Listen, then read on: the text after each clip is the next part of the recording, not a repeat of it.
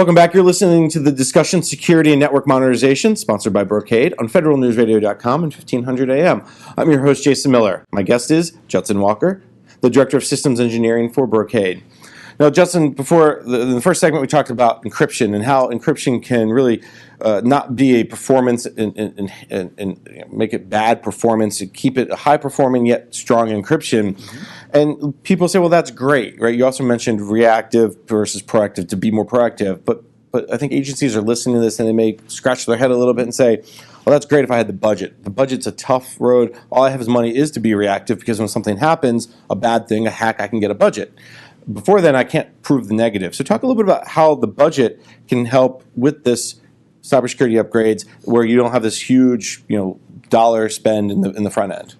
Yeah, Jason, as we look at the modernization efforts around cybersecurity and infrastructure modernization, Brocade has coined the phrase the new IP.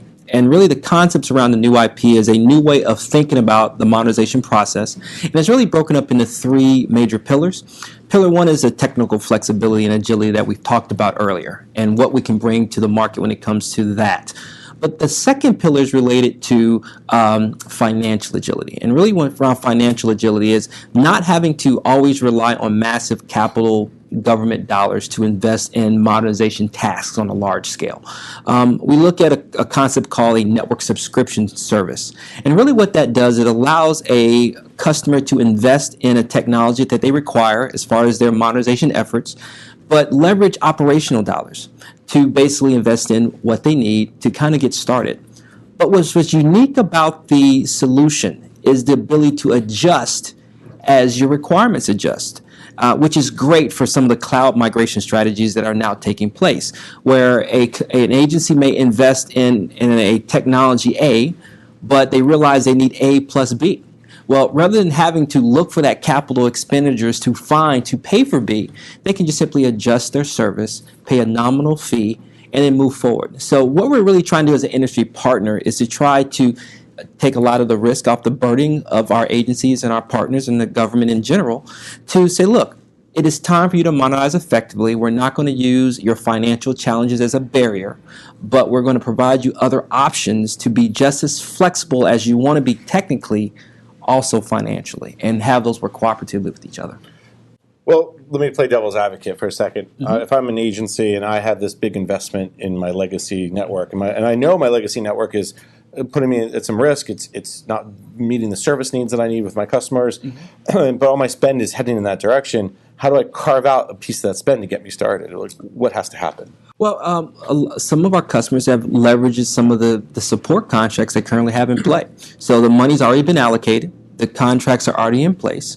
But now I could potentially peel off money that I was paying for that support contract, maybe scale down a little, and then take that money and reinvest into something else, which could be a potential subscription service that now addresses a new modernization need that may be used to augment what's existing within the environment.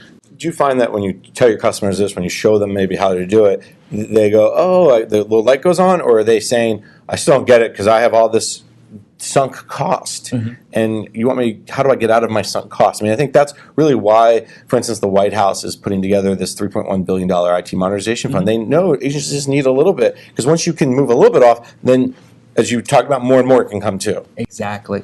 I think the first reaction is, it's too good to be true. What's the hint? What's the catch? What's the catch, right? But then as they think about it and they look at kind of how they normally evolve their network and what they typically do, and it's normally the evolution happens in strategic points of presence within the environment. So it's not necessarily a huge, massive expenditure initially, but knowing that they have that money, knowing that they have it invested in O&M for management and operations moving forward, just simply being able to take a piece off of that is very advantageous.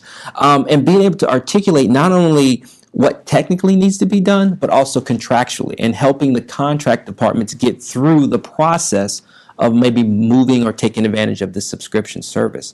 And as you mentioned to your question, Jason, about the legacy connectivity, I think it always starts at the foundation of the attributes. What are the standard protocols and attributes that you're looking to deploy today, which includes legacy and new, and working with your industry partners to then bring in newer technology that has the capability to leverage the evolution and the trajectory we're moving from a more dynamic security, nimble, static, dynamic security paradigm, but also align back with your legacy environment. So you have reach back. And I think part of this modernization effort is the cybersecurity play. And I think you got to give the White House a little bit of credit for not saying it's all about getting off legacy systems, Windows 95, we got to get off of it, and say it's all about cybersecurity, better cybersecurity. And I think people understand that more. I think when you come to an agency, probably like you guys do, you can make the same case, say, listen, moving to a new modernized network is also a better cybersecurity, which is a nice segue to the next question is how do you find the right prioritization? I mean, you can't secure everything without hurting performance, and you can't just have an open performance without having to worry about cybersecurity. Mm-hmm. I think it starts with normalizing the infrastructure. Number one is that we know there's a lot of point products out there that we all need in securing the enterprise effectively, ranging from firewalls, cyber appliances, deep packet inspection, encryption in flight, encryption at rest. All of these point products are completely viable, and we need them now and in the future.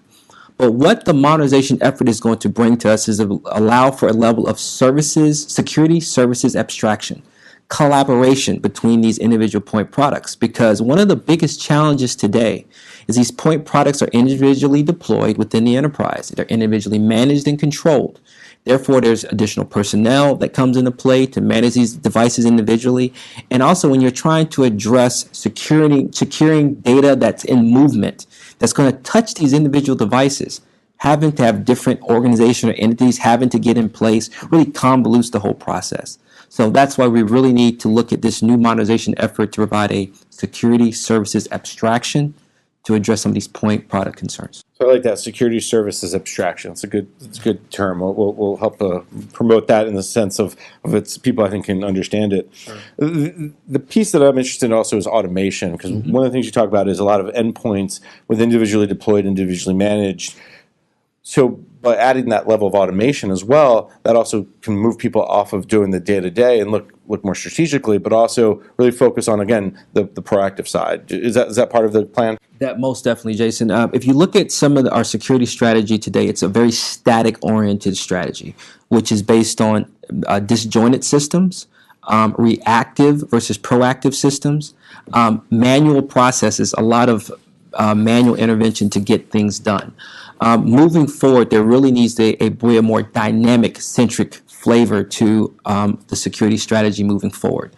That includes automation, collaboration, having a level of proactiveness versus reactiveness within the environment, and a level of flexibility within your security paradigm to adjust based on the user's intent, our commander's intent, as well as the overall mission's intent, and be able to make those adjustments accordingly. And that's actually happening today. You're seeing the concepts of the software-defined networking movement now coming in to leverage the power of software to infuse a level of intelligence into the modernization networking effort to provide that flexibility and granularity from a security standpoint that our consumers are looking for. And I think with the software-defined network move, you're also getting this data, which then you can understand the health and risk program of your network, and then you can make decisions to, again, be more, again, as you said, proactive versus reactive. That's so correct. I think those seem to be all pieces of it. So if I'm an agency listening to this, how do I get started? Where do I start? Each agency is at a different place in their network modernization, their cybersecurity effort. Let's start with some short term, and then we'll move to some long term. But what are some short term things agencies can think about and start doing? I think in the short term, Jason, it always starts off with a plan, and realizing that we are here to create a true end-to-end security strategy. And that strategy is across the entire enterprise. It may be interagency as well as intra-agency. And so I think you got to have that awareness up front. So once I have a plan, I've got a set of attributes that I want to bring to the enterprise based on that plan. And then the next piece is now let me reach out to my industry partners, provide that level of information articulation on what I'm trying to do and what I can now do in the short term, midterm, and long term. And then we start looking at, once we have that established, then let's not reinvent the wheel collectively. There's some great programs out there like CSFC, for example, that may allow me to deploy a lot faster because I don't have to do as much architectural work, because a lot of that stuff's already been done for me. I'm just repeating what's already out there. And then number two is in taking advantage of some of these new financial models as far as being able to acquire hardware quicker, more efficiently, and get that deployed as part of my modernization effort without having to wait and constantly be behind the power curve as it pertains to innovation. So you take these two steps, and then you look long term. If an agency says, "Well, I'm down this path, what do I have to be 6 months from now, a year from now? Where do they have to be?"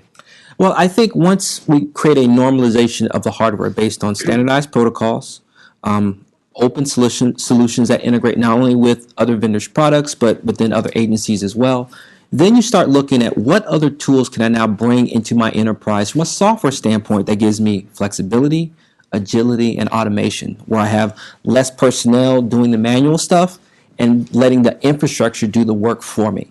That's when we start looking at what are the key concepts behind the new software-defined networking movement. What do I need to get started?